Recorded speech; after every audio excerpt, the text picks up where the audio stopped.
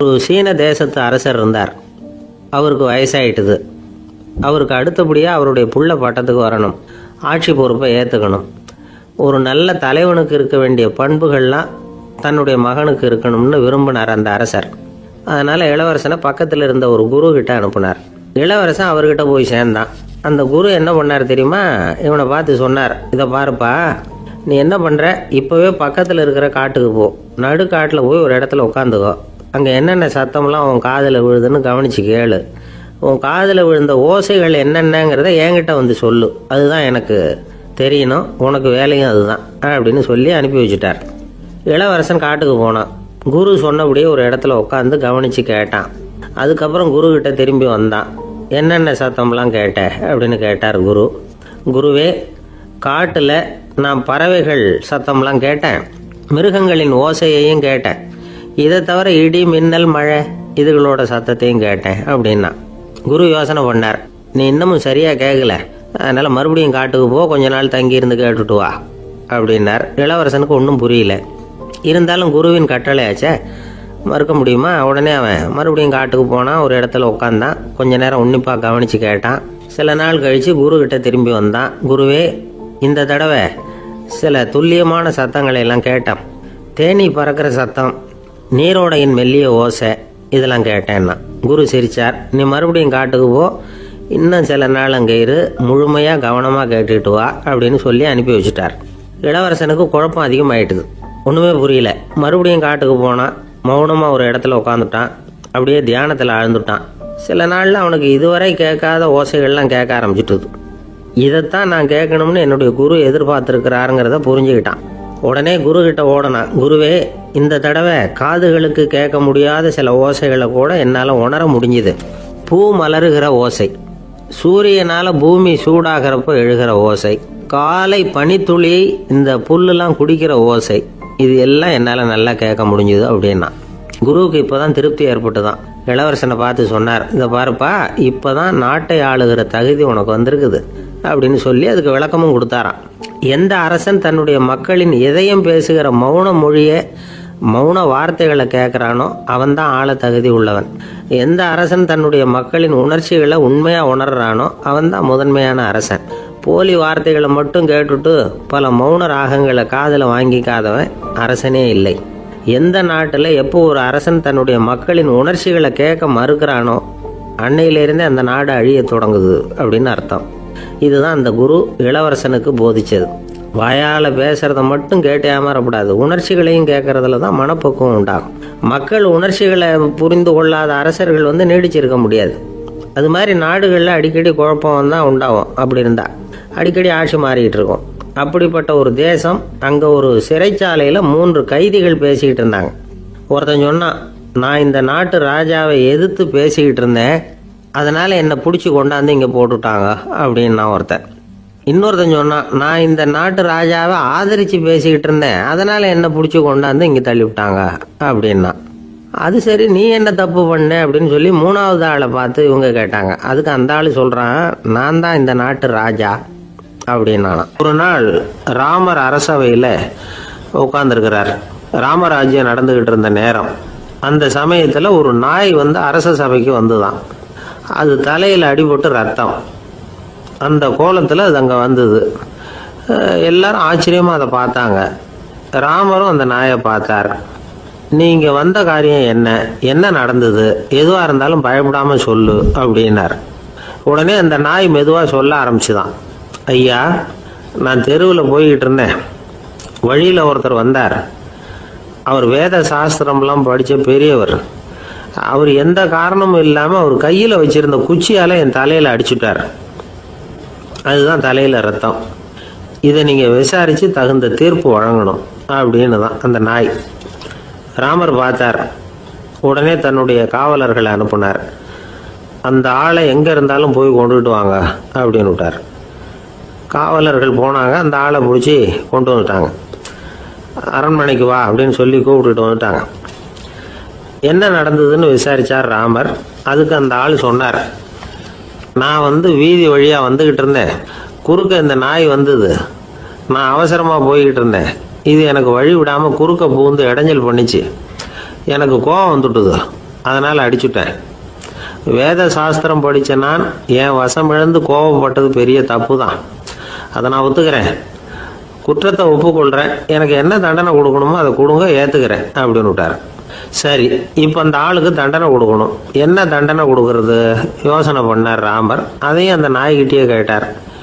நீயே சொல்லு, என்ன தண்டனை கொடுக்கலாம் இவருக்கு அப்படின்னார். இதுக்கு அந்த நாய் என்ன சொல்லிச்சு தெரியுமா? இவரை ஏதாவது ஒரு கோயிலுக்கு தர்மகர்த்தாவாக நியமனம் பண்ணி கொடுங்க, அதுதான் இவருக்கு சரியான தண்டனை அப்படின்னது. இதை கேட்டது ராமர் முகத்தில் புன்னகை. ஆனால் அங்கே இருந்த மற்றவங்களுக்கெல்லாம் ஆச்சரியம். அது எப்படி, தப்பு செஞ்சவங்களுக்கு தண்டனை கொடுக்கறது தானே நியாயம், அதை விட்டுவிட்டு தர்மகர்த்தா பதவியை கொடுக்க சொல்லுது இந்த நாய் அப்படிங்கிற ஆச்சரியம். இந்த சந்தேகத்தை அந்த நாய்கிட்டே கேட்டாங்க அங்கே இருந்தவங்க. இதுக்கு அந்த நாய் பதில் சொல்லிச்சான். நான் போன பிறவியில் ஒரு கோயிலுக்கு தர்மகர்த்தாவாக இருந்தேன். எவ்வளவோ கவனமாக எச்சரிக்கையாக தான் என்னுடைய கடமைகளை எல்லாம் செஞ்சுக்கிட்டு வந்தேன். அப்படி இருந்தாலும் சில சமயங்களில் என்னையும் மீறி கோயில் செல்வத்தை நான் அனுபவிக்கிறதுக்கு காரணம் ஆயிட்டேன். ஒரு கோவிலுக்கு தர்மகர்த்தாவாக இருக்கிறவங்க எப்படியும் இந்த பாவத்திலேருந்து தப்பிக்கிறது கஷ்டம். அதனால தான் நான் இந்த பிறவியில் நாயாக பிறந்து இப்படி கஷ்டப்படுறேன். இதே நிலைமை இந்த ஆளுக்கும் ஏற்படணும் அப்படிங்கிறதுக்காக தான் அவரையும் ஒரு கோயிலுக்கு தர்மகர்த்தாவை நியமிக்கும்படி கேட்டுக்கிட்டேன் அப்படின்னு தான் இந்த நாய். இதிலேருந்து என்ன தெரியுது? எந்த பதவியில் நாம் இருந்தாலும் நமக்கு தெரியாமல் கூட அதை தவறாக உபயோகப்படுத்தக்கூடாதுங்கிறத இதிலேருந்து புரிஞ்சுக்கணும். இல்லைன்னா அடுத்த பிறவியில் நாயாக பிறந்து எங்கேயாவது போய் வாழை ஆட்டிட்டு நிற்க வேண்டியது தான். கோவில் வாசலில் 2 நாய் பேசிக்கிட்டு இருந்துதான். போன ஜென்மத்தில் நான் மனுஷனாக தான் இருந்தேன். ஒரு கோவில் பூசாரி பேச்சை கேட்டுவிட்டு அவரோட கூட்டு சேர்ந்துக்கிட்டு ஆண்டவன் போட்டிருந்த நகையெல்லாம் அபகரித்து என்கிட்ட கொடுத்தாரு அவர். நான் எடுத்துகிட்டு வந்துட்டேன். திருடினது அந்த ஆள் தான், எடுத்துகிட்டு வந்தது தான் நான். இருந்தாலும் நான் மட்டும் நாயாக பிறந்துட்டேன். இப்போ மட்டும் அந்த பூசாரி என்கிட்ட மாட்டினா கடிச்சு குதறி விடுவேன் அப்படின்னு தான். அவசரப்பட்டு அப்படி செஞ்சுடாதே. பதிலுக்கு அவரும் உன்னை திருப்பி கடித்தாலும் கடிச்சிருவார். ஏன்னா அவரும் இப்போ ஒரு நாயாக தான் பிறந்திருக்கிறார் அப்படின்னு தான். இன்னொன்று, அது எப்படி உனக்கு தெரியும்னு தான். இது நான் தானே அது அப்படின்னு தான் அந்த நாய். ஒரு ஊரில் ஒரு துறவி இருந்தார், புத்த சமய துறவி. அந்த ஊர் மன்னன் அவரை பற்றி கேள்விப்பட்டிருக்கான். ஒரு நாள் புறப்பட்டு போனான். துறவியின் பாதங்களை தொட்டு வணங்கினான். அதுக்கப்புறம் சொன்னான், ஐயா, நான் உங்களை அரண்மனைக்கு அழைச்சிட்டு போகிறதுக்காக வந்திருக்கிறேன். இனிமேல் நீங்கள் இங்கே எதுக்கு இருக்கணும் அப்படின்னானா. அவன் மனசுக்குள்ளே என்ன நினைப்புன்னா, இவர் எங்கே வர போகிறாரு, நான் ரொம்ப எளிமையானவன், எனக்கு எதுக்கு அரண்மனை வாசம்னு சொல்லி விடுவார் அப்படின்னு நினச்சிருக்கான். ஆனால் அந்த துறவி என்ன பண்ணார் தெரியுமா? அப்படியா, சரி போகலாம், வா, போய் உன் ரதத்தை கொண்டுட்டு வா. அரண்மனைக்கு போகும்பொழுது அதுக்கு தகுந்த மாதிரி ஆடம்பரமாக போகணும் அப்படின்னு விட்டாரான். துறவி இப்படி சொன்னதும் அந்த மன்னனுக்கு மனசுக்குள்ளே சந்தேகம் வந்துட்டுது. இவர் உண்மையிலேயே துறவி தானா, ஏமாத்து பேர் வழி மாதிரி தெரியுதே அப்படின்னு நினச்சிருக்கான். இருந்தாலும் இனிமேல் என்ன பண்ணுறது, சொல்லியாச்சு. ரதத்தை கொண்டுகிட்டு வந்தான். துறவி ஏறி உக்காந்தார். பக்கத்தில் ராஜா. அவர் ரொம்ப உற்சாகமாக வரார். இவன் ரொம்ப சோர்ந்து போய் வரான். துறவி மரத்தடியிலேயே வாழ்ந்து பழக்கப்பட்டவர். அரண்மனையில் எளிமையாக ஒரு இடத்துல உட்காந்துக்குவார் அப்படின்னு நினைச்சான். ஆனால் அப்படி இல்லை. அரண்மனைக்கு வந்த உடனே அந்த துறவி அதை கொண்டுட்டு வா, இதை கொண்டுட்டு வான்னு சொல்லி உத்தரவு போட ஆரம்பிச்சுட்டார். அரண்மனையில் இருந்தால் அரசனை மாதிரி இருக்கணும் அப்படிங்கிறார். ராத்திரி பூரா சௌரியமாக தூங்கினார். பகலில் அரண்மனை தோட்டத்தில் உலாவ வேண்டியது, நீச்சல் குளத்தில் குளிக்க வேண்டியது, இப்படியே பொழுது போக்கிட்டு இருக்கிறார். அந்த அரண்மனையில் துறவி மகிழ்ச்சியாக இருக்கிறார். மன்னனால் அப்படி இருக்க முடியல. அவருக்கு எந்த கவலையும் இல்லை, இவனுக்கு அரசாங்க கவலைகள். துறவி அப்படி இருக்கிறத இவனால் தாங்கிக்க முடியல. ஒரு நாள் அவர்கிட்டே போய், நான் உங்ககிட்ட கொஞ்சம் பேசணும் நானா. துறவி பார்த்தார். நான் இந்த அரண்மனைக்கு வரும்பொழுதே நீ என்னமோ என்கிட்ட கேட்கணும்னு நினைச்ச. ஏன் காலதாமதம்? நீ அனாவசியமாக உன்னையே தொந்தரவு பண்ணிட்டு இருக்கிற. நீ கவலையா இருக்கேங்கிறது எனக்கு புரியுது. நான் மரத்தடியில் இருந்தப்போ கூட என்னை அடிக்கடி சந்திச்சுக்கிட்டு இருப்ப. ஏதாவது விளக்கம் கேட்கறது உண்டு. இங்கே வந்த பிறகு என்னை சந்திக்கிறது கூட அபூர்வமாக போயிட்டுது. நீ இப்போ என்ன கேட்க போறேங்கிறது எனக்கு தெரியும், இருந்தாலும் கேளு அப்படின்னாராம். வேற ஒன்றும் இல்லைங்க, இப்போ உங்களுக்கும் எனக்கு என்ன வித்தியாசம்? 2 பேரும் அரண்மனையில் தான் இருக்கிறோம். நீங்கள் மகிழ்ச்சியாக இருக்கிறீங்க, நான் அப்படி இருக்க முடியல. இவ்வளவுக்கும் நீங்கள் முன்னாடி இருந்தது மாதிரி இல்லை. தினமும் தங்கத்தேர் கேட்குறீங்க, உயர்தரமான ஆடைகள் அணிகிறீங்க, சுவையான சாப்பாடு. இப்படி இருக்கிறப்போ உங்களுக்கு எனக்கு என்ன வித்தியாசம் இதுதான் மன்னனுடைய கேள்வி. இதுக்கு பதில் சொல்றேன், என் கூட புறப்பட்டு வா, இந்த நகரத்துக்கு வெளியில போவோம் அப்படின்னு சொல்லி அரசனை கூப்பிட்டுக்கிட்டு ஊர் எல்லைக்கு வந்து சேர்ந்தார் துறவி. அங்க போய் சொன்னார், இத பாருப்பா, இந்த இடத்த தான் தேடிக்கிட்டு இருந்தேன், இனிமே நான் வந்து திரும்பி வர போறதில்ல, நீ என்னோட வர்றியா திரும்பி போறியா அப்படின்னார். நான் எப்படிங்க உங்க கூட வர முடியும், என்னுடைய நாடு, என்னுடைய சொத்துக்கள், மனைவி மக்கள் எல்லாத்தையும் விட்டுட்டு எப்படிங்க வர்றதுன்னா.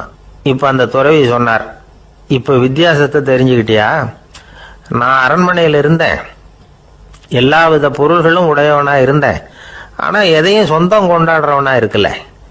ஆனா நீ அப்படி இல்லை, எல்லாத்தையும் சொந்தம் கொண்டாடிட்டு இருக்கிற, இதுதான் நமக்குள்ள வித்தியாசம் அப்படின்னு சொன்னார். அரண்மனை ஆடைகளை அப்படியே கலைஞர் அரசங்கிட்ட கொடுத்தார். உன்னுடைய ஆடைகளை நீயே வச்சுக்கோன்னார். அவர் பாட்டுக்கு நடந்து போனார், திரும்பியே பார்க்கல. அரசனுக்கு அப்பதான் தன்னுடைய அறியாமை விளங்குச்சான். இதுல இருந்து நாம புரிஞ்சுக்க வேண்டியது என்னன்னா, இந்த உலகத்துல எத்தனையோ பொருள்கள், அதையெல்லாம் முறையா பயன்படுத்தினா மகிழ்ச்சி, அதை விட்டுட்டு அதுக்கெல்லாம் சொந்தம் கொண்டாட ஆரம்பிச்சா கவலை. நம்ம ஆட்கள் வந்து சொந்தம் கொண்டாடுற விதமே தனி. ஒரு ஆளு இன்னொருத்தங்கிட்ட ஒரு கொடை கடன் வாங்கியிருந்தான், திருப்பி கொடுக்கல. கொடையை கொடுத்தவன் கேட்டான், என்கிட்ட கடன் வாங்கினிய கொடை, அதை கொஞ்சம் திருப்பி தர்றியான்னா. அது உனக்கு இப்போ அவசரமா தேவைப்படுதா அப்படின்னு கேட்டான் இவன். எனக்கு தேவைப்படல, அந்த கொடையை நான் யாருகிட்ட வாங்கியிருந்தேனோ அவனுக்கு இப்போ அது அவசரமா தேவைப்படுது அப்படின்னு அந்த ஆள். ஒரு பெரியவர்கிட்ட பேசிக்கிட்டு இருந்தேன். அவரு என்கிட்ட ஒரு கேள்வி கேட்டார், திருடர்கள் எத்தனை வகை தெரியுமா உனக்கு அப்படின்னார். இதுதான் அவர் கேட்ட கேள்வி. எதுக்காக என்ன பார்த்து அந்த கேள்வி கேட்டாரு தெரியல. இருந்தாலும் நான் வந்து அவருக்கு பதில் சொன்னேன். திருடர்கள்ல வந்து எத்தனையோ வகை உண்டுங்க, கார் திருடன், சைக்கிள் திருடன், முகமூடி திருடன், எப்படி சொல்லிட்டே போகலாம். இருந்தாலும் என்னுடைய சிற்றறிவுக்கு எட்டின வரையில திருடர்களை வந்து 2 வகையா பிரிக்கலாம் அப்படின்னு நினைக்கிறேன். ஒன்னு ராத்திரியில திருடுற திருடன், இன்னொருத்தன் பகல்ல திருடுற திருடன். அதாவது பகல் திருடன், ராத்திரி திருடன் அப்படின்னு பெரியவர் சிரிச்சார். என்ன சிரிக்கிறீங்களே, என்ன கள்வர்கள் 4 வகை அப்படின்னு ஆரம்பிச்சார். எப்படின்னு கேட்டேன். சாப்பாட்டுக்கு இல்லாம திருடுறாங்க பாருங்க, அது ஒரு வகையாம். சாப்பாட்டுக்கு இருந்தும் திருடுறாங்க பாருங்க, அது ஒரு வகையாம். இதை தவிர இன்னும் ஒரு 2 வகை திருட்டு உண்டு. அது என்னன்னா, ஆண்டவன் கிட்ட இருந்து நாம திருடுற திருட்டு, இன்னொன்னு என்னன்னா நம்ம கிட்ட இருந்து ஆண்டவன் திருடுற திருட்டு அப்படின்னார். எனக்கு ஒன்றும் புரியல. என்ன சார் இது, ஆண்டவனையே வந்து திருடன்னு சொல்றீங்களே அப்படின்னு ஆச்சரியமா. ஆமாங்க, ஆண்டவனை வந்து கள்வன்னு சொல்றது இல்லையா. காஞ்சிபுரத்துக்கு பக்கத்துல திருக்கார்வனம் அப்படின்னு ஒரு ஊர் இருக்கு. அங்க உள்ள பெருமாளுக்கு வந்து கள்வர்னு தான் பேரு. அது மட்டும் இல்ல, திருமங்கை ஆழ்வார் தம்முடைய திரு நெடுந்தாண்டகத்துல கார்வனத்துள்ளாய் கல்வா அப்படின்னு தான் அழைக்கிறார் அப்படின்னு நிறைய உதாரணம்லாம் சொல்ல ஆரம்பிச்சார். அதுக்கப்புறம் அவர்கிட்ட பேசி நான் புரிஞ்சுக்கிட்ட விவரங்களை தான் இப்போ உங்ககிட்ட சொல்ல போறது. அதாவது அவர் சொன்ன முதல் வகை திருடர்கள் வந்து சாப்பாட்டுக்கு இல்லாம திருடுறவங்க. இவங்களை வந்து திருத்தி போடலாம். சாப்பாட்டுக்கு இருந்தும் பணம் சேர்க்கணுங்கிற ஆசையால பொய் கணக்கெல்லாம் எழுதுறாங்க பாருங்க, அவங்க தான் 2வது வகை. 3வது வகை திருட்டு தான் மிகப்பெரிய திருட்டு. இறைவனுக்கு சொந்தமானதை நம்முடையதுன்னு நினைக்கிற திருட்டு. எது இறைவனுக்கு சொந்தமானது அப்படின்னா ஆத்மா. பகவானுக்கு சொந்தமான ஆத்மாவை நம்முடையதுன்னு நினைக்கிறது தான் அந்த மாபெரும் திருட்டு. இதுக்கு பேர் தான் ஆத்மாபகாரமா. சரி, இதுக்கு பரிகாரம் என்ன? எல்லாம் இறைவனுடையது, நமக்கு ஒன்றும் இல்லை அப்படின்னு நினைக்கிறது தான் இதுக்கு பரிகாரம். இதெல்லாம் இருக்கட்டும். 4வது திருட்டு ஒன்று சொன்னோம்ல, ஆண்டவன் நம்ம கிட்ட இருந்து திருடுறது. அது எப்படி? ஆண்டவனை வந்து கள்வன்னு சொல்றாங்க, அது சரி. அவர் என்னத்தை திருடினார்? இப்போ இன்னொருத்தருக்கு சொந்தமான ஒன்றை எடுத்து வச்சுக்கிறது தான் கள்ளத்தனம். ஆனா ஆண்டவன் எடுத்துக்கிட்டோம்னா இருக்கிறது எல்லாமே அவனுக்கு சொந்தம். அப்படி இருக்கிறப்போ அவரை எப்படி கள்வன்னு சொல்றது? இது என்ன புரியாம இருக்குதே அப்படின்னு சொல்லி பார்த்தா அதுக்கும் விளக்கம் சொல்றாங்க அவங்க. அதாவது ஆண்டவனுக்கு வந்து உருவமே கிடையாது, அரூபமா இருக்கிறவன், அதாவது உருவம் இல்லாம இருக்கிறவன். அப்படி உள்ள பகவான் வந்து நம்மள மாதிரி உருவத்தில் இருக்கிறான். நம்மள மாதிரியே கையை காலு மூக்கெல்லாம் இருக்குது ஆண்டவனுக்கு. இந்த உருவம் நம்ம கிட்ட இருந்து திருடினது தானே. அவன் வந்து தன்னுடைய உண்மையான திருமேனியை நமக்கு காட்டாம, அதாவது தரிசனம் கொடுக்காம இருக்கிறது கள்ளத்தனம் தானே. அதனால தான் இதுவும் ஒரு பெரிய திருட்டு, இருக்கிறதுலேயே மிகப்பெரிய திருட்டு அப்படிங்கிறார். என்கிட்ட பேசிக்கிட்டு இருந்தார், இந்த விஷயம்லாம் சொல்லிட்டு இருந்தாரு இந்த பெரியவர். அதாவது திருட்டை ஆன்மீக நோகத்தில் அவர் பார்க்குறார். நம்ம பார்வையில் இதை விட அபூர்வமான திருட்டுலாம் இங்கே உண்டு, அபூர்வமான திருடர்களும் உண்டு. ஒரு திருடன் சிறையிலிருந்து விடுதலையாகி வெளியில் போனான். கொஞ்ச நாளில் மறுபடியும் திரும்பி ஜெயிலுக்கு வந்துட்டான். அப்போ சிறை அதிகாரி அவனுக்கு அறிவுரை சொன்னாராம். ஏன்பா இப்படி அடிக்கடி தப்பு பண்ணிவிட்டு ஜெயிலுக்கு வந்துடுறிய, உனக்கு சொந்த பந்தம் எதுவும் இல்லையா? உனக்கு அப்பா, அண்ணன், தம்பிகள் அவங்க கூட எல்லாம் சேர்ந்து வாழணுங்கிற ஆசை இல்லையா அப்படின்னு கேட்டிருக்கார். அவங்களோட சேர்ந்து வாழணுங்கிற ஆசை எனக்கு நிறைய உண்டுங்க சார் அப்படின்னு அவன். அப்புறம் எதுக்கு இப்படி ஜெயிலுக்கு வந்துடுற அப்படின்னாரான் அவரு. அவங்க எல்லாருமே இங்கே தானே சார் இருக்காங்க அப்படின்னு அவன். ஒரு அம்மா தெருவில் உட்காந்து என்னத்தையோ தேடிட்டு இருக்கிறாங்க. அந்த அம்மா ஒரு சூஃபி ஞானி. அவங்க பேர் என்னன்னா ரபியா அல் அடாவியா. அந்த அம்மாவுக்கு கண் கூட தெளிவாக தெரியாது. அந்த பக்கமாக வந்த சில பேர் இவங்களுக்கு உதவி செய்யறதுக்காக வந்தாங்க. என்ன தேடிட்டு இருக்கிறீங்க அப்படின்னு கேட்டாங்க. இதுக்கு அந்த அம்மா, அந்த கேள்வி அவ்வளோ முக்கியத்துவம் இல்லை, நான் தேடிட்டு இருக்கிறேன், உங்களால் முடிஞ்சால் எனக்கு உதவி பண்ணலாம் அப்படின்னாங்களாம். உதவி செய்ய வந்தவங்களுக்கு ஆச்சரியம். எதை தேடுறோங்கிறது தெரியாமல் இப்படி ஏன் நேரத்தை செலவழிக்கிறீங்க, நாங்கள் எப்படி உங்களுக்கு உதவ முடியும், எங்களுக்கு ஒன்றும் புரியலையே அப்படின்ட்டுருக்காங்க. சரி, உங்களை திருப்தி பண்ணுறதுக்காக சொல்கிறேன், ஒரு குண்டூசி தொலைஞ்சி போச்சு, அதை தேடுறேன் அப்படின்னாங்களாம் அந்த அம்மா. அதுக்கப்புறம் இவங்களும் சேர்ந்து தேட ஆரம்பிச்சிட்டாங்க. கொஞ்ச நேரம் ஆச்சு, ஒன்றும் கிடைக்கல. உதவி செய்ய வந்தவங்களும் அழுத்து போட்டாங்க. அப்புறம் கேட்டாங்க, இதை பாருங்கம்மா, இது ரொம்பவும் பெரிய தெரு, அகலமான தெரு, அதனால் குறிப்பாக நீங்கள் எந்த இடத்துல அந்த குண்டூசியை தொலைச்சிங்க அதை சொல்ல முடியுமான்னாங்களாம். இதுக்கு அந்த அம்மா, நீங்கள் மறுபடியும் அர்த்தமில்லாத கேள்வியை கேட்குறீங்க, உங்கள் கேள்விக்கும் நான் தேடுறதுக்கும் என்ன சம்மந்தம்னாங்களாம். இதை கேட்டதும் அவங்க ஒரு மாதிரி ஆயிட்டாங்க. என்னம்மா நீங்கள் பைத்தியம் மாதிரி பேசுகிறீங்க அப்படின்னாங்களாம். சரி, உங்களை மறுபடியும் திருப்திப்படுத்துறதுக்காக சொல்கிறேன், அதை நான் எங்கள் வீட்டில் தொலைச்சுட்டேன் அப்படின்னாங்களாம். அப்புறம் எதுக்காக இங்கே தேடிட்டு இருக்கிறீங்க அப்படின்னு கேட்டிருக்காங்க. ஏன்னா இங்கே தான் வெளிச்சம் அதிகமாக இருக்குது, அங்கே வீட்டுக்குள்ளே இருட்டாக இருக்குது, அதனால் இங்கே தேடுறேன், வெளிச்சம் உள்ள இடத்துல தானே தேட முடியும் அப்படின்னாங்களாம் அந்த ஞானி. இந்த கதைக்கு என்ன அர்த்தங்கிறத பெரியவங்க சொல்கிறாங்க. அதாவது இந்த தேடுதல்ங்கிறது ஒரு வியாதி. அது நம்ம சதா அலைய வைக்கும், பைத்தியமாக மாற்றுறதுக்கு முயற்சி பண்ணோம். ஒரு காலம் அது நிறைவு அடையவே அடையாது. வாழ்வுங்கிறது ஒரு புரிந்து கொள்ள முடியாத, சதா இயங்கி கொண்டிருக்கிற ஒரு செயல். அதுக்கு ஆரம்பமும் இல்லை, முடிவும் கிடையாது. எதையோ தேடணும் அப்படிங்கிற உந்துதல் நமக்குள்ளே இருக்கும், ஆனால் குறிப்பாக எதை தேடிட்டு இருக்கிறோம் அப்படிங்கிறது புரியாது. அப்படி ஏதாவது ஒன்றை தேடி அடைஞ்சிடுறோம்னு வச்சுக்கோங்க, உடனே ஒரு அதிருப்தி வந்துடும். அதனால் வாழ்க்கைங்கிறது சலிப்பு நிறைந்தது அப்படிங்கிற எண்ணத்தை உண்டாக்கிக்கிறோம். ஒன்று அடைஞ்சதுக்கு அப்புறம் இன்னொன்று தேட ஆரம்பிச்சிருவோம். ஆக இந்த தேடல்ங்கிறது நாம் ஒன்று அடைஞ்சாலும் அடையாவிட்டாலும் தொடர்ந்து நடந்துக்கிட்டு தான் இருக்கும்.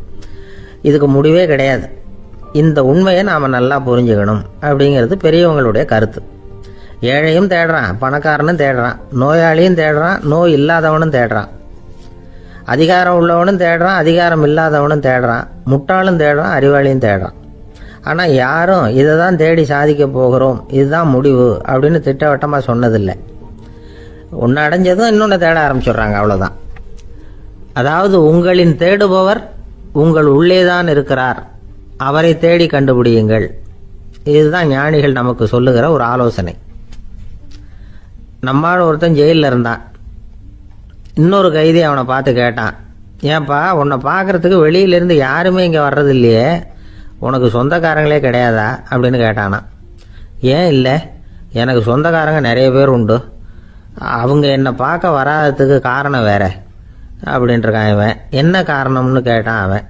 அதுக்கு இவன் சொன்னானா, அதுக்கு என்ன காரணம்னா அவங்க எல்லாரும் இங்கே உள்ளேயே இருக்கிறாங்க அப்படின்னானா. அந்த ஆளுக்கு பேச தெரியாது, அவர்கிட்ட கொஞ்சம் எச்சரிக்கையாக நடந்துக்கோ அப்படின்னு சொல்கிறது உண்டு. அப்படின்னா என்ன அர்த்தம், அவர் இன்னமும் குழந்தையாகவே இருக்கிறாரு, இன்னும் பேச்சு வரலன்னு அர்த்தம். அப்படி இல்லை, அவருக்கு நாகரிகமா பேச தெரியலன்னு அர்த்தம். பேசுறதுங்கிறது மனுஷனால மட்டுமே முடியக்கூடிய ஒரு காரியம். அப்படி இருந்தும் அதோட பெருமையை அவன் இன்னமும் சரியா புரிஞ்சுக்கலன்னு தான் சொல்லணும். அதனாலதான் அவன் அளவுக்கு அதிகமா வார்த்தைகளை கொட்டி போடுறான். அதுக்கப்புறம் அதையெல்லாம் திருப்பி அள்ள முடியாம கிடந்து கஷ்டப்படுறான். கொட்டுன வார்த்தையை அள்ள முடியுமா? ஒருத்தரை இன்னைக்கு பார்த்து முட்டாள்னு திட்டி போடுறீங்க, நாளைக்கு மறுபடியும் அவர்கிட்ட போய் நேத்திக்கு உன்னை முட்டாள்னு சொல்லிவிட்டேன், அந்த வார்த்தையை திருப்பி கொடு, வாங்கிட்டு போயிடுறேன் அப்படின்னு நான் சொல்ல முடியும்? அவன் கோபக்காரனா இருந்தா நேத்திக்கு அதை வேற விதமா உங்களுக்கு திருப்பி கொடுத்துருப்பான். உலகத்துல எவ்வளவோ ஜீவராசிகள் இருக்கு, அதுக்கெல்லாம் வாய் இருக்குது. அந்த வாயெல்லாம் எதுக்கு உபயோகம்? சாப்பிட்றதுக்காக. ஆனா நமக்கு இருக்கிற வாய் சாப்பிட்றதுக்காக மட்டும் இல்லை, பேசுறதுக்காகவும் தான். பேச முடியலன்னா வாய் இருந்தா கூட அது வாயில்லா ஜீவன் தான். ஒரு பையனை பார்த்து அது வாய் உள்ள புள்ள பொழைச்சிக்கும் அப்படின்னா மற்ற பையன்களுக்கெல்லாம் முகத்துல வாயே இல்லைன்னு அர்த்தம். அப்படி இல்லை, அந்த பையன் கொஞ்சம் கெட்டிக்காரத்தனமா பேசுவான்னு அர்த்தம். அதனால எப்படி பேசணும் அப்படிங்கிறத நாம முக்கியமா தெரிஞ்சுக்கணும். இதுக்கு 8 விதமான குறிப்புகளை நம்ம பெரியவங்க சொல்லியிருக்கிறாங்க. பேச்சுக்கு 8 அங்கங்கள் உண்டு அப்படின்னு அவங்க சொல்றாங்க. அதெல்லாம் என்னென்ன அப்படின்னா, உண்மை, நன்மை, அன்பு, நிதானம், இனிமை, ஆழம், சமயம் அறிதல், சபை அறிதல். இந்த 8 தன்மையும் பேச்சில் இருக்கணுமா. இதையே கொஞ்சம் விவரமா சில பேர் போர்டில் எழுதி வச்சிருப்பாங்க. அதாவது எழுத்துலையாவது அதெல்லாம் இருக்கட்டுமே அப்படின்னு நினைச்சு நீங்க கூட சில இடங்கள்ல இதை பார்த்துருக்கலாம். அதாவது உண்மையே பேசுக, நன்மையே பேசுக, அன்பாக பேசுக, நிதானமாக பேசுக, இனிமையாக பேசுக, ஆழமுடையதாக பேசுக, சமயம் அறிந்து பேசுக, சபை அறிந்து பேசுக, இப்படி எழுதி வச்சிருப்பாங்க. இந்த 8 அம்சமும் சரியா பொருந்தி இருந்தாதான் அது பேச்சு. மற்றதெல்லாம் பேச்சாயிடாது. பேச்சு ஒரு சிறந்த கலை. எல்லாத்தையும் விட பேசாம இருந்தும் பழகணும், அது ரொம்ப முக்கியம். உண்மையே பேசணும். சத்தியத்துக்கு மதிப்பு கொடுக்கறவங்கள தான் சரித்திரம் மதிக்கும். உண்மை பேசினா மட்டும் போதாது, அந்த உண்மையில நன்மை கலந்துருக்கணும். கொலைகாரனுக்கு பயந்துக்கிட்டு ஒருத்தன் உங்க வீட்டுக்குள்ள ஒளிஞ்சிருக்கிறான். அந்த முரட்டு ஆசாமி கையில அரிவாளோட அவங்க வந்தானான்னு உங்ககிட்ட கேட்கறான்னு வச்சுங்க.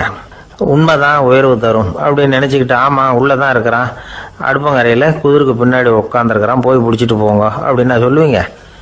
அது நன்மை இல்லாத உண்மை. அதனால பிரயோஜனம் கிடையாது. அதே மாதிரி உங்க பேச்சில் அன்பு இருக்கணும், நிதானம் இருக்கணும், இனிமை இருக்கணும், சிந்தித்து பேசணும், சமயம் அறிந்து பேசுறதும் முக்கியம்.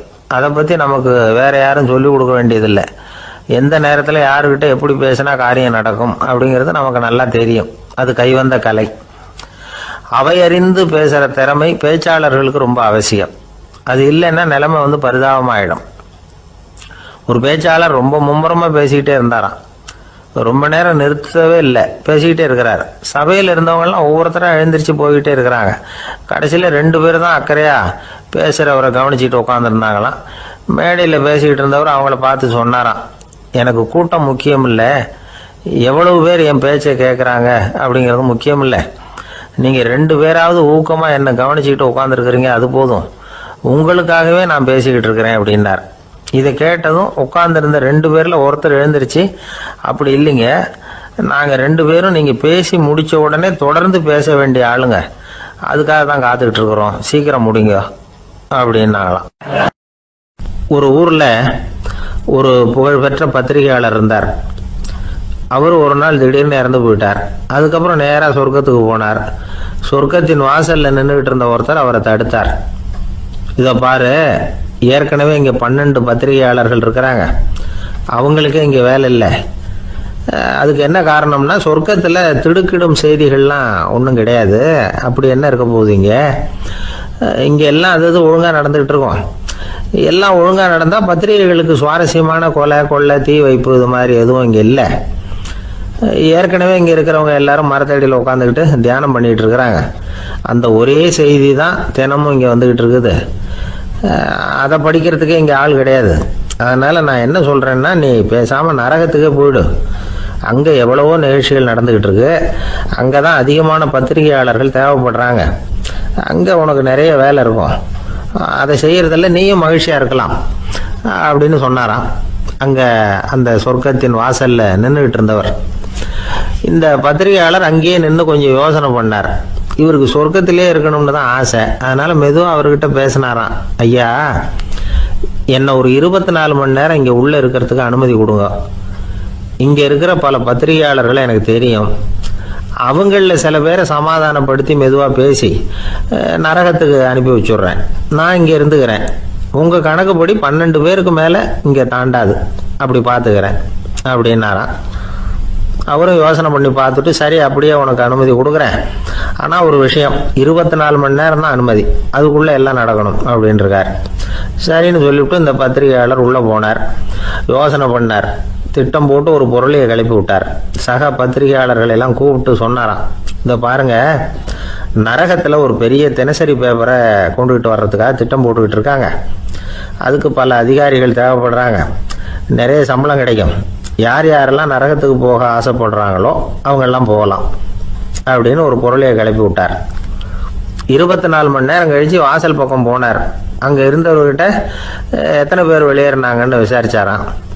அப்போ அவர் இவரை, நீ வெளியே போகக்கூடாது, முதல்ல உள்ளதான் இருக்கணும் அப்படின்னு தடுத்தாராம். அப்புறம் சொன்னாராம், நீ சொன்ன செய்தியை கேட்டதும் இங்கே இருந்த எல்லா பத்திரிகையாளர்களுமே நரகத்துக்கு போயிட்டாங்கப்பா, உள்ளே யாருமே இல்லை, அதனால நீ உள்ளே இருக்கலாம் அப்படின்னாராம்.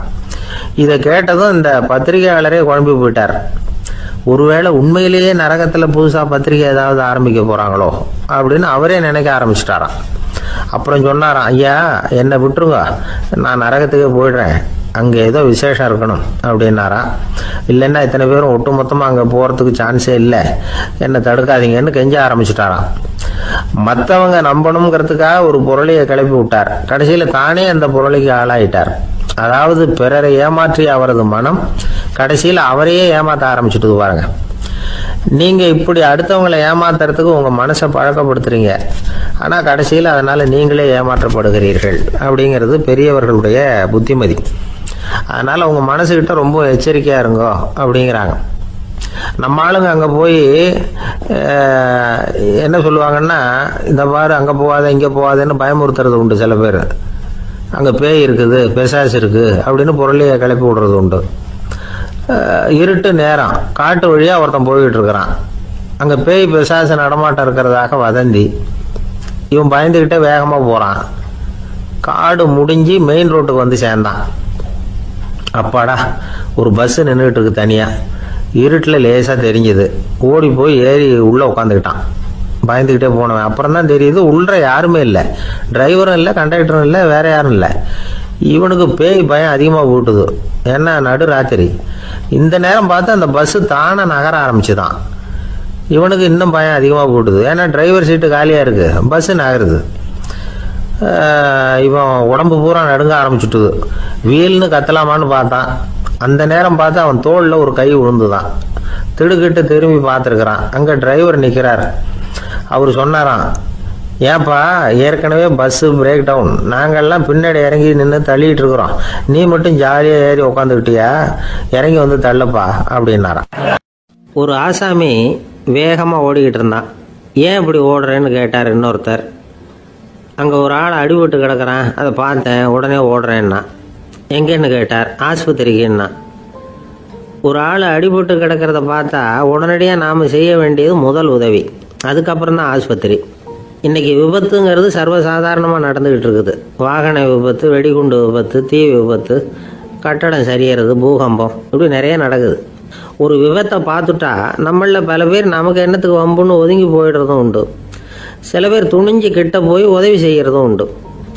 அப்படி உதவி செய்ய நினைக்கிறவங்களுக்கு உபயோகப்படுற தகவல் இது. விபத்தில் காயமடைஞ்சவங்களை 3 பிரிவாக பிரிக்கலாமா. முதல் வகை கொஞ்சம் சீரியஸானது, உயிருக்கு உடனே ஆபத்து தரக்கூடியது. மூளை காயம், முகம், கழுத்து காயங்கள், இருதயம், நுரையீரல் காயங்கள், வயத்தில் உள்ளுறுப்பு காயங்கள், அதிகப்படியான இரத்தப்போக்கு, இதனால எல்லாம் பாதிக்கப்பட்டிருந்தால் அது முதல் வகை அப்படின்னு நாமளே மனசுக்குள்ளே முடிவு பண்ணிக்கணும். இவங்களுக்கெல்லாம் உடனடியாக முதல் உதவி கொடுக்கணும். தாமதப்படுத்தாமல் ஆஸ்பத்திரிக்கு கொண்டுகிட்டு போயிடணும். இப்படி கொஞ்சம் எச்சரிக்கையாக நடந்துக்கிட்டால் அவங்களில் பல பேரை காப்பாற்றி போடலாம். 2வது வகை எப்படின்னா, முதல் உதவி விரைவாக கிடைச்சா உயிர் பிழைக்கக்கூடிய மார்பு காயங்கள், கைகால் எலும்பு முறிவு, இடுப்பு முதுகெலும்பு காயம், சீரான இரத்த சேதம், இப்படிப்பட்டவங்களை 2வது வகையாக பிரிக்கணும். ஆபத்து இல்லாத சிராய்ப்புகள், சிறு காயங்கள், இரத்த உறைவுகள், இதனால் பாதிக்கப்படுறவங்க 3வது வகை. ஒருத்தர் தலையில் அடிபட்டு நினைவு விழுந்துட்டாருன்னு வச்சுங்க, அவருக்கு வாந்தி வர்றதுனால புறையேறி மூச்சு அடைப்பு உண்டாகும். இப்படி ஆகாமல் இருக்கிறதுக்காக தலையை ஒரு பக்கமாக சாய்ச்சி வைக்கலாம். நாடி துடிப்பையும் இதய துடிப்பையும் தொட்டு பார்க்கணும். அது குறைஞ்சிருந்தாலும் சரி, நின்று இருந்தாலும் சரி, அவர் மார்பை நிமிஷத்துக்கு 80 தடவை உள்ளங்கையால் அழுத்தி இதய துடிப்பை மீட்கிறதுக்கு உதவி பண்ணணும். கழுத்தில் காயம்பட்டாலும் ஆபத்து அதிகம். கழுத்துக்கு அடியில் ஒரு துண்டை மடித்து வைக்கலாம். 2 பக்கமும் சின்ன தலையணை அல்லது துணி மடிப்புகளை வச்சு கழுத்தை அதிகமாக அசையாமல் பார்த்துக்கலாம். முதுகெலும்பு முறிஞ்சிருக்குமோ அப்படிங்கிற சந்தேகம் இருந்ததுன்னா அவரை அதிகமாக அசைய விடக்கூடாது. அதிகமாக அசைஞ்சால் தண்டு இடத்துல பாதிப்பு ஏற்பட்டு கை கால் விளங்காமல் போயிடும். அவரை ஒரு கனமான போர்வை இல்லைன்னா பாயில் படுக்க வச்சு 4 பேர் மெதுவாக தூக்கி மருத்துவ உதவிக்கு அனுப்பி வைக்கலாம். கையெலும்பு முறிஞ்சிருந்தால் முறிஞ்ச பாகத்தை உடம்போடு சேர்த்து அசையாமல் கட்டி போடலாம். கால் எலும்பு முறிஞ்சிருந்தால் மற்ற காலோடு சேர்த்து கட்டி போடலாம். முறிஞ்ச பாகம் தொங்காமல் பார்த்துக்கணும். அப்போ தான் வீக்கம் உண்டாகாமல் இருக்கும். வெட்டு காயம், குண்டடிப்பட்ட காயம், இதிலெல்லாம் ரத்தப்போக்கு அதிகமாக இருக்கும். ரத்தம் வெளியேற ஆபத்து அதிகம். சுத்தமான துணியை பல மடிப்புகளை மடித்து காயத்தின் மேலே வச்சு அழுத்தமாக ஒரு 10 நிமிஷம் பிடிச்சிக்கணும். ரத்தம் நின்ன உடனே காயத்துக்கு கட்டு போடலாம். சில சமயம் காயம்பட்ட பாகத்தை உயரமாக தூக்கி பிடிச்சிக்கிட்டா தான் ரத்த கசிவு நிற்கும். இந்த விவரங்களையெல்லாம் கொஞ்சம் மனசில் வாங்கி வச்சுக்கிட்டோம்னா சமயத்தில் உதவும். ஏன்னா இந்த காலத்தில் விபத்து எந்த ரூபத்தில் எப்போ வரும்னு யூகிக்கவே முடியல. நண்பர் ஒருத்தர் சொன்னார், நேற்றுக்கு பாருங்கள் சார், என் கண்ணு முன்னாடியே ஒரு சின்ன விபத்து நடந்ததுன்னார். என்னன்னு விசாரித்தோம். ஒரு பஸ்ஸில் வந்துக்கிட்டு இருந்தேன். அந்த பஸ்ஸில் பின்பக்கம் படி ஓரமாக நின்றுக்கிட்டு இருந்த ஒருத்தர் ரோட்டில் விழுந்துட்டார். டிரைவர் அதை கவனிக்கலை, நிறுத்தாமல் அவர் பாட்டுக்கு போகிறாருனார். கண்டக்டர் உடனே விசில் கொடுத்து பஸ்ஸை நிறுத்த வேண்டியது தானே அப்படின்னோம். அதுதான் சார் முடியாமல் போச்சுன்னார் அவர். ஏன்னு கேட்டாங்க. தவறி கீழே விழுந்ததே அந்த கண்டக்டர் தான் சார் அப்படிங்கிறார். ஒரு நண்பர், அவர்கிட்ட பேசிக்கிட்டு இருந்தேன். மனித உறவுகள் பற்றி அவர் சொல்லிகிட்டு இருந்தார். அமெரிக்காவில் தந்தை மகன் உறவு எப்படி இருக்குது அப்படிங்கிறத விளக்கிறதுக்கு அவர் ஒரு கதையை சொன்னார். ஒரு அப்பா பகல் பூராவும் அலுவலகத்தில் வேலை, ஓடி ஆடி உழைச்சிக்கிட்டு களைச்சி போய் ராத்திரி 10 மணிக்கு மேலே வீடு திரும்பினான். வீட்டு வாசலில் அவரோட மகன் காத்துக்கிட்டு இருக்கிறான். இன்னமும் தூங்கலை. அப்பா வாசல்லையே தடுத்து நிறுத்தி, அப்பா உனக்கு சம்பளம் எவ்வளவு அப்படின்னு கேட்குறான். ஏற்கனவே ஆஃபீஸு பிரச்சனைகளால் அழுத்து போய் திரும்புகிற அப்பாவுக்கு கோவம் வந்துடுது. என்னடா இப்படிலாம் கேளுன்னு உங்கள் அம்மா உனக்கு சொல்லி கொடுத்தாளா அப்படின்னு சொல்லிவிட்டு உள்ளே போய் சட்டையை கட்டி மாட்டி விட்டு குளிச்சு விட்டு மறுபடியும் வெளியில் உடையை மாற்றுகிற சமயம் அப்போ மறுபடியும் மகன் உள்ளே நிற்கிறான் அவர் முன்னாடியே. அப்பா உனக்கு எவ்வளவு சம்பளங்கிறான் மறுபடியும். அப்பாவுக்கு எரிச்சல் அதிகமாகிட்டுது. மணிக்கு $20 போதுமா அப்படின்னார். அப்படின்னா எனக்கு ஒரு $10 தர முடியுமான்னா மகன். இதுக்கு தான் என் சம்பளம் எவ்வளவுன்னு கேட்டியா? 2ஆம் வகுப்பு படிக்கிற உனக்கு எதுக்குடா $10 அப்படின்னு கத்திவிட்டு தொலைக்காட்சி பெட்டியின் முன்னாடி போய் உட்காந்துக்கிட்டு ஏதோ நிகழ்ச்சியை பார்க்க ஆரம்பிச்சுட்டார். கொஞ்ச நேரம் கழித்து மறுபடியும் மகன் நிற்கிறான். அப்பா ப்ளீஸ் எனக்கு ஒரு $10 கொடுக்க முடியுமா? மகனுடைய கண்களில் கண்ணீர். என்னடா அவன் கண்ணீரை காட்டி காரியம் சாதிக்கலாம்னு பார்க்குறியா? ஒரு காசு கூட கொடுக்க மாட்டான் போ அப்படின்னு விரட்டி விட்டான். மகன் கண்ணீரை தொடச்சிக்கிட்டே கண்ணை தொடச்சிக்கிட்டு பேசாமல் போய் படுத்துக்கிட்டானா. கொஞ்ச நேரம் ஆச்சு. அப்பாவோட கோபம் கொஞ்சம் கொஞ்சமாக குறைஞ்சிது. பிள்ளைகிட்ட கோபமாக கத்துனது தப்பு தாங்கிறது புரிஞ்சுது அவனுக்கு. எழுந்திரிச்சு போனான், படுக்கை இறக்கி போனான். மகனை பார்த்தான். அவன் தலையணையை கட்டி பிடிச்சிக்கிட்டு அழுதுகிட்டு இருக்கிறான். அவனை மெல்ல நெருங்கி அவங்ககிட்ட எதமாக பேசுகிறதுக்கு ஆரம்பித்தானான்.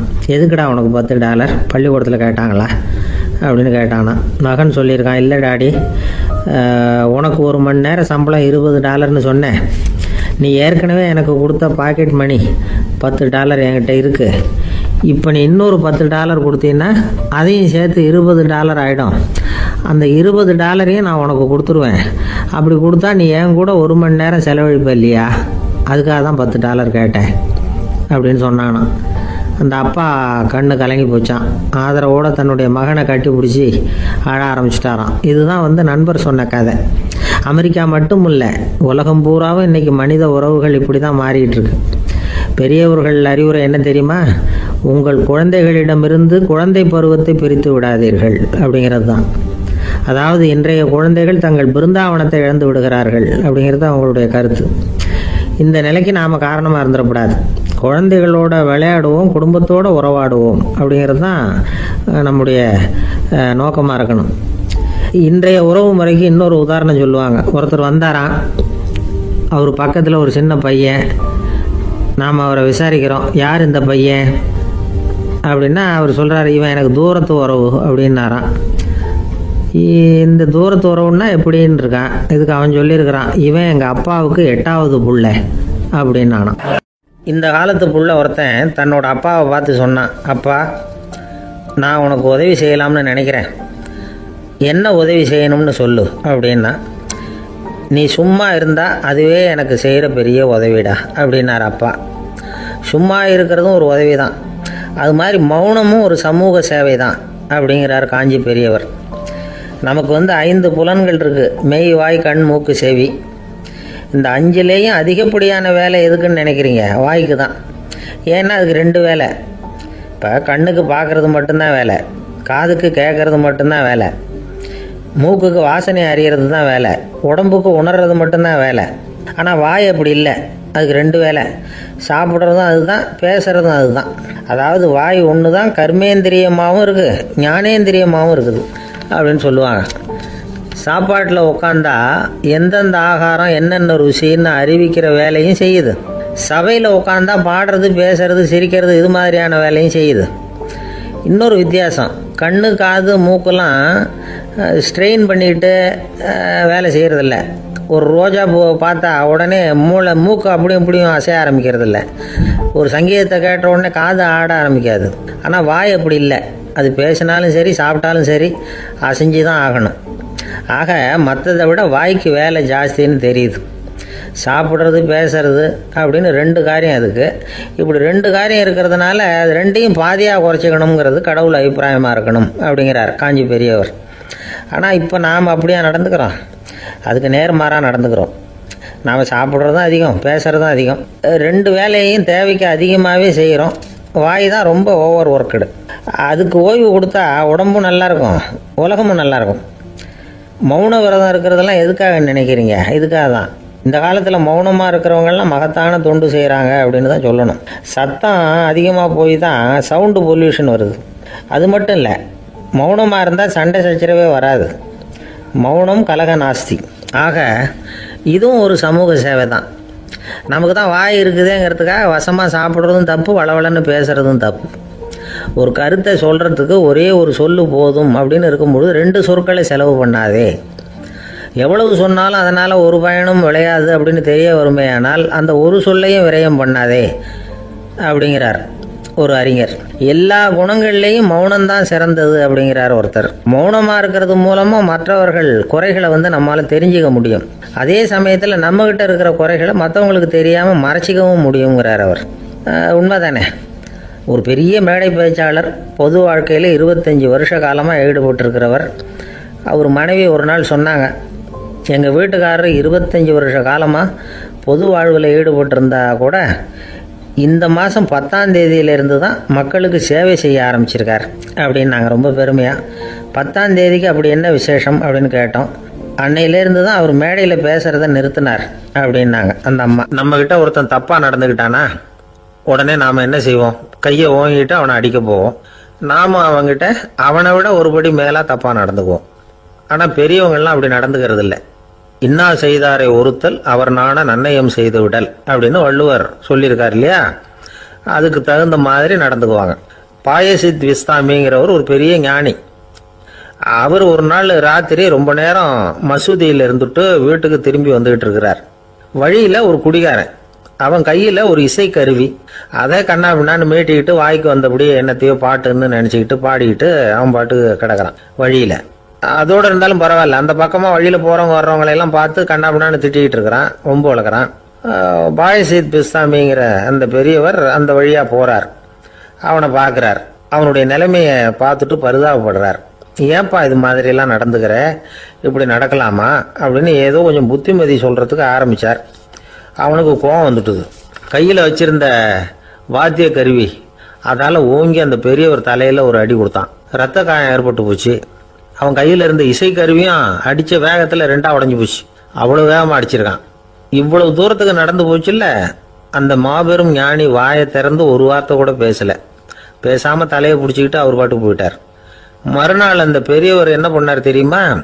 கொஞ்சம் இனிப்பு பண்டங்கள், கொஞ்சம் பணம், இது ரெண்டையும் ஒரு ஆள் மூலமா அனுப்பி வச்சார் அந்த குடிகாரனுக்கு. அவனுக்கு ஒன்றும் புரியல. என்ன விவரம்னு விசாரிச்சான். வந்த ஆள் ஒரு கடுதாசியை நீட்டினான். அதுல விவரம் இருந்தது.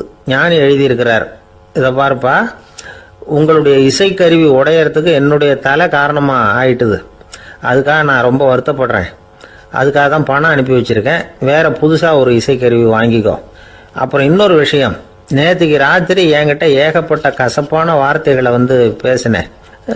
இதோட அனுப்பியிருக்கிற இனிப்பு பண்டங்களை சாப்பிட்டு உன்னுடைய நாவல உள்ள கசப்பை மாத்திக்கோ அப்படின்னு அதுல எழுதப்பட்டிருந்தது. இந்த சமயத்துல அவன் குடி மயக்கத்துல இல்லை, கிழிஞ்சு போயிருந்த நேரம் இது. அதனால அதை படிச்ச உடனே அவனுக்கு ரொம்ப வெக்கமா போச்சு. தலை குனிஞ்சான், யோசனை பண்ணான். கொஞ்ச நேரத்துல தன்னுடைய நண்பர்கள் சில பேரையும் கூப்பிட்டுக்கிட்டு நேரா அந்த ஞானி இருக்கிற இடத்துக்கு ஓடினான். அவர் காலில் விழுந்தான், அவர்கிட்ட மன்னிப்பு கேட்டுக்கிட்டான். பெரியவங்களே தெரியாம நான் இந்த பாவ செயலை பண்ணிவிட்டேன், என்னை மன்னிச்சுங்க. உங்களுடைய பொறுமையும் போதனையும் என்னுடைய கண்ணை திறந்துட்டுது. இனிமே நானும் என்னுடைய நண்பர்களும் நல்ல வழியில திருந்தி வாழ போறோம் அப்படின்னா. ஞானி செய்த நன்னயம் குடிகாரனை எப்படி திருத்திருக்கு பாத்தீங்களா? இந்த கதையை கேட்டுட்டு ஒருத்தர் சொன்னார், என் வாழ்க்கையில கூட அப்படி ஒரு சம்பவம் நடந்தது சார். நானும் ஒரு நாள் ராத்திரி ஓவரா குடிச்சுட்டு ஒரு கிட்டாரை வாசிச்சுக்கிட்டு கண்ணாபின்னான்னு உளறிக்கிட்டு திட்டிக்கிட்டு இருந்தேன். அந்த சமயம் அந்த வழியா ஒருத்தர் வந்தார். ஓங்கி தலையில ஒரே ஒரு அடி, ரத்தம் வந்துட்டுது. அதுக்கப்புறம் என் மனசு தெரிந்துட்டுது சார் அப்படின்னார். அப்படியா என்ன ஆச்சரியமா? ஆமா சார், அடி விழுந்தது அவர் தலையில இல்ல, ஏன் தலையில. வந்தவர் என்ன அப்படி அடிச்சுட்டார். மயக்கம் தெளிஞ்சதுக்கு அப்புறம் தான் எனக்கு விவரம் புரிஞ்சுது. அவர் ஒரு போலீஸ்காரரு அப்படின்னார் ரொம்ப சோகமா. கணவன் மனைவி அன்பா இருக்கணும், ஒருத்தர் ஒருத்தர் நல்லா புரிஞ்சுக்கணும், விட்டு கொடுக்குற மனப்பான்மை வேணும். அதுதான் ஒரு நல்ல குடும்பம். இன்னைக்கு பல குடும்பங்கள்ல அர்த்தமில்லாத சண்டைகள் தான் அதிகம். கிராமப்புறங்கள்ல வேடிக்கையா ஒரு கதை சொல்லுவாங்க. ஒரு ஊர்ல ஒரு ஆள் இருந்தான், வேலை வெட்டி இல்லாம சும்மாவே இருந்தான். அவனுக்கு கல்யாணம் பண்ணி வச்சாங்களாம். மனைவி சேர்ந்தா. சும்மாவே உட்காந்துருக்கிறியே, ஏதாவது சம்பாதிக்கிற வழியை பாரு அப்படின்ட்டு இருக்கா. அதுக்கு தான் யோசனை பண்ணிட்டு இருக்கிறேன், ஒரு அருமையான ஐடியா அப்படின்னு நானா. என்ன அது சொல்லு அப்படின்னு இருக்கா. அவ ஒரு ஆட்டுக்குட்டி வாங்க போறேன்னு இருக்கான். அதை வாங்கி என்ன பண்ண போறேன்னா, அந்த குட்டி வளரும், பெருசாகும், அதுக்கப்புறம் அது நிறைய குட்டி போடும் அப்படின்ட்டு இருக்கான். சரி, அப்புறம் என்ன, அதையெல்லாம் சந்தையில் கொண்டுட்டு போய் விற்றுவிட்டு அந்த காசுக்கு ஒரு எருவு மாடு வாங்கலாம். சரி, அது எதுக்கு? எருவு மாடு நிறைய பால் கொடுக்கும், அதை கொண்டுகிட்டு போய் பால் பண்ணையில் கொடுப்பேன், அல்லது நானே விற்றுருவேன், கை நிறைய காசு கிடைக்கும். அதுக்கப்புறம் ஒரு பசுமாடு வாங்குவேன், பாலையும் விற்கலாம், நாமளும் காய் போட்டு சாப்பிட்லாம், இப்படிலாம் சொல்லியிருக்கான். அப்போ அந்த பொண்ணு சொல்லிச்சான், அடுத்த தெருவில் இருக்கிற எங்கள் அம்மா வீட்டுக்கும் கொஞ்சம் பால் கொடுத்து அனுப்பலாம் அப்படின்ட்டுருக்கா அந்த பொண்ணு. இந்த இடத்துல கணவனுக்கு கோவம் வந்துட்டுது. அது எப்படி உங்கள் அம்மா வீட்டுக்கு எதுக்கு கொடுக்கணும், அதெல்லாம் முடியாதுன்றிருக்கான். இந்த இடத்துல சண்டை ஆரம்பமாயிட்டுது. கொஞ்ச நேரத்தில் ரெண்டு பேரும் சத்தம் போட ஆரம்பிச்சுட்டாங்க. கடுமையான சண்டை நடக்கிறத பக்கத்து வீட்டுக்காரன் காதில் வாங்கினான். அவன் ஓடியாந்தான். அவனுக்கு தெரியும், வாங்காத மாட்டுக்காக இப்படி சண்டை போட்டுக்கிட்டு இருக்கிறாங்கிறது அவனுக்கு புரியும். அவன் ஓடி சொன்னான், ஏண்டா உன்னோட பசுமாட்டை ஒழுங்காக கட்டி போடக்கூடாதான்னு இருக்கான். என்னடா சொல்கிறேன்னா, இவன் உன் மாடு என் தோட்டத்தில் மேய்ஞ்சுட்டுது, பயிரெலாம் நாசமாயிட்டுது, 10,000 ரூபா அளவுக்கு சேதம், அதை வாங்கிட்டு போகிறதுக்கு தான் வந்தேன், குடுறா 10,000 நானா. இவன் அரண்டு போயிட்டான். அப்புறம் சொன்னா, டே நான் இன்னும் மாடே வாங்கலையே, அதுக்குள்ள அது எப்படிடா உன் தோட்டத்தில் மேயும், என்னடா உளர்றேன்னு இருக்கான். நீ தாண்டா இப்போ உளறிக்கிட்டு இருக்க, மாடே வாங்கலை, அதுக்குள்ள எப்படிடா உன்னுடைய மனைவி அவங்க அம்மா வீட்டுக்கு பால் கொடுத்து அனுப்ப முடியும் அப்படின்னு அவன் கேட்டானா. நம்மளால இப்போதான் புத்தி வந்துதான். அர்த்தமே இல்லாத சண்டை போட்டுக்கிட்டு இருக்கிறோம் அப்படிங்கிறத அவன் புரிஞ்சுக்கிட்டானான். இது நம்ம முன்னோர்கள் சொல்லி இருக்கிற ஒரு கதை. சண்டையில தான் அர்த்தம் இல்லையே தவிர கதையில் அர்த்தம் உண்டு. அதாவது இல்லாத விஷயங்களுக்காக சண்டை போட்டுக்கிட்டு இல்லறத்தை வீணாக்கிக்கிட்டு இருக்கிற மனிதர்கள் இன்றைக்கு நிறைய பேர் இருக்கிறாங்க. ஒருத்தன் தன்னுடைய மனைவியை பத்தி மாமனார்கிட்ட புகார் சொன்னானா, மாமா உங்க பொண்ணு அர்த்தமில்லாத சண்டை போடுறா, எதுக்கு எடுத்தாலும் எடுத்தெறிஞ்சு பேசுறா அப்படின்னு இருக்கான். நீ எப்படி மாப்பிள்ளை அதை சமாளிக்கிற அப்படின்னு கேட்டிருக்காரு அவரு. அவ எடுத்தெறியறது என் மேல படாம ஒதுங்கி நின்னுக்கிறேன் அப்படின்னு நானா இவன்.